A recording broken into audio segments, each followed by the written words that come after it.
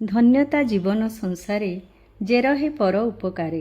ସାଧୁ ସନ୍ଥଙ୍କର ଏ ଗତି କେବେ ହିଁ ଧର୍ମ ନ ଛାଡ଼ନ୍ତି। ସମୁଦ୍ର ମନ୍ଥନରୁ ଜାତ ହଳାହଳ ବିଶ୍ୱରୁ ଜୀବଜଗତକୁ ରକ୍ଷା କରିବା ନିଜର ଧର୍ମ ଜାଣି ଦେବଦେବ ମହାଦେବ ମାତା ଭବାନୀଙ୍କୁ ଏହା କହିଥିଲେ ଏବଂ ସାରା ସୃଷ୍ଟିକୁ ନିଜେ ବିଷପାନ କରି ରକ୍ଷା କରିଥିଲେ।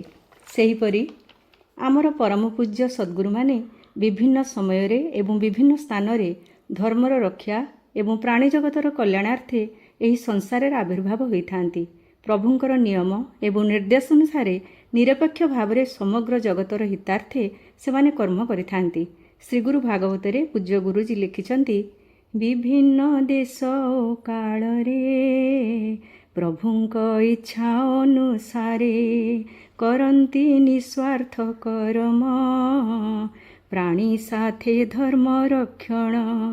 ଜୟ ଶ୍ରୀ ସାଇ, ଜୟ ଶ୍ରୀ ଗୁରୁଦେବ।